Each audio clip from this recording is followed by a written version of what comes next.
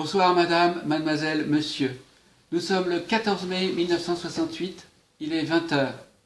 Bienvenue à l'ORTF, l'Office de radio-télédiffusion du Forêt, la voix de son maître. La grève des étudiants continue. De Gaulle s'adressera à la nation le 24 mai. Pas d'amnistie sans décision du Conseil des ministres. Au cours d'une séance mouvementée à l'Assemblée nationale, M. Pompidou a annoncé la création d'un comité de réflexion. L'Assemblée nationale a failli connaître des heures aussi agitées que certaines soirées du quartier latin.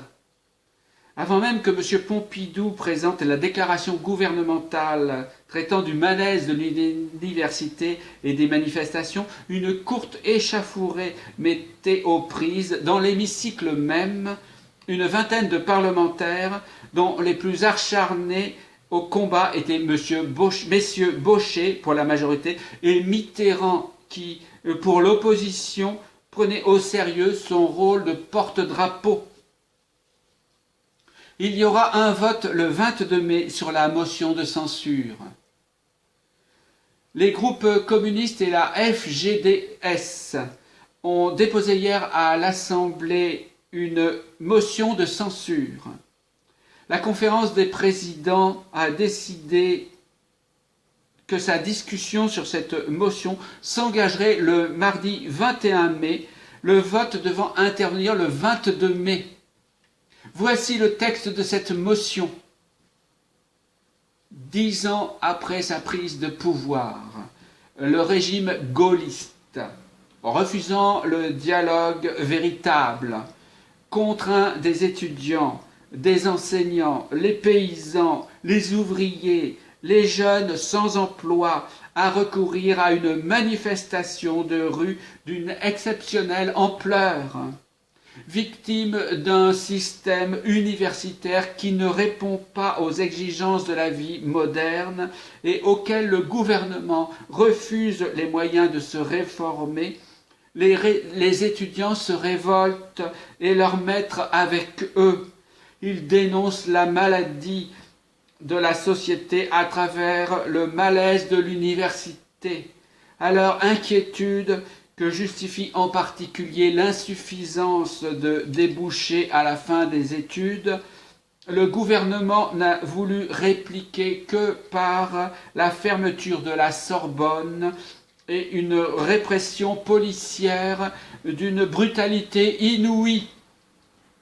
Les agriculteurs, les ouvriers et l'ensemble des travailleurs sont durement touchés par une politique de récession économique qui condamne les premiers à l'exode et tous au sous-emploi et à la dégradation de leur niveau de vie.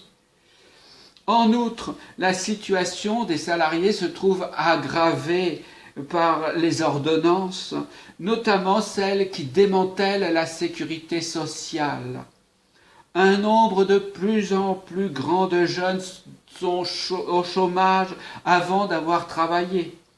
Considérant que le recul tardif du gouvernement devant l'indignation de l'opinion ne saurait faire oublier ses responsabilités depuis 10 ans, l'Assemblée nationale censure le gouvernement. Le ministère de l'Éducation nationale communique « Auront lieu aux dates normales tous les concours nationaux dépendant du ministère de l'Éducation nationale, sauf chimie, groupe Nord, École normale supérieure, ULM et Sèvres repoussées.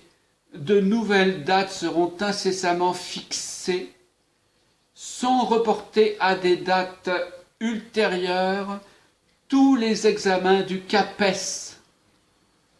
Enfin, les épreuves écrites de l'examen du certificat d'aptitude à l'enseignement et à l'enfance inadapté qui devait avoir lieu le jeudi 16 mai dans tous les centres de France sont reportés à une date ultérieure qui sera fixée prochainement.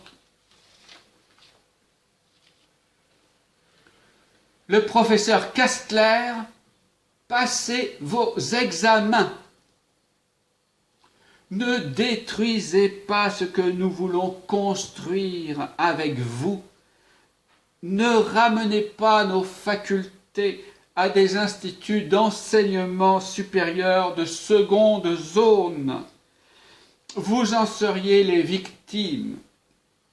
Vous nous obligeriez à vous désavouer. C'est en ces termes que s'est adressé aux étudiants qui contestent les examens le professeur Alfred Kastler, prix Nobel et de la faculté des sciences. M. Kastler a demandé en outre à tous ses collègues qui approuvent sans son appel de se mettre en contact avec lui.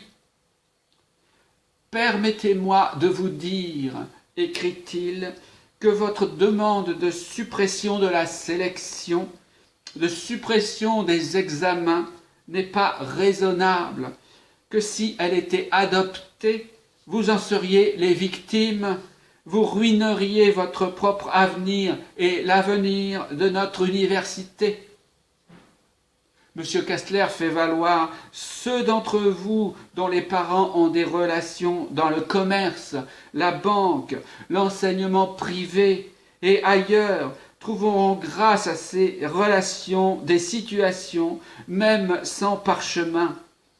Ceux d'entre vous issus de familles modestes, qui n'ont pas ces relations, se heurteront sans diplôme à des portes fermées, et les perspectives d'avenir qui vous inquiètent seront assombries.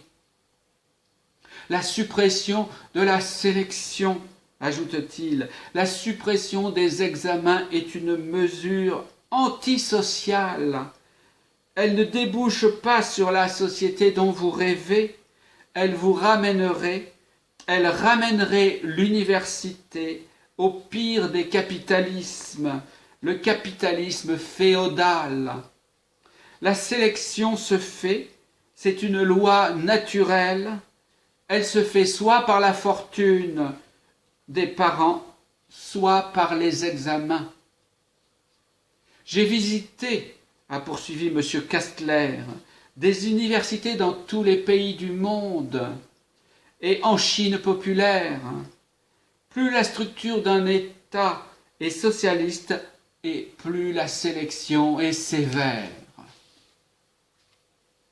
M. Sauvageau de l'UNEF déclare « Amnistie votée ou non, pas d'examen en juin 1968 ».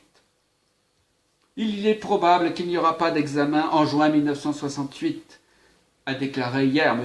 Jacques Sauvageau, président intérimaire de l'UNEF, au cours d'une conférence de presse dans une brasserie du 15e arrondissement. Nous allons axer notre action sur les examens, a poursuivi Jacques Sauvageau. Il est bien certain que les examens ne se passeront pas tant que l'amnistie ne sera pas votée. Si l'amnistie est votée, les examens n'auront pas lieu sous leur forme traditionnelle. Nous sommes partisans de la suppression pure et simple des examens parce que nous sommes opposés à toute forme de sélection, tant à l'entrée de l'enseignement supérieur qu'au cours des études, et nous considérons que les examens sont la clé de voûte du système de sélection. Mais dans certaines villes, les étudiants et les enseignants ne sont pas préparés pour la suppression immédiate des examens. Aussi, nous leur ferons une série de propositions. Nous sommes en faveur du boycott quand cela est possible. Ailleurs, il faudra envisager diverses formes d'examen. Examens passés avec les cours de l'année et les livres, sous forme de travail en commun ou de discussion en groupe. De toute façon, nous refusons la dissertation unique sanctionnant les connaissances acquises pendant toute une année.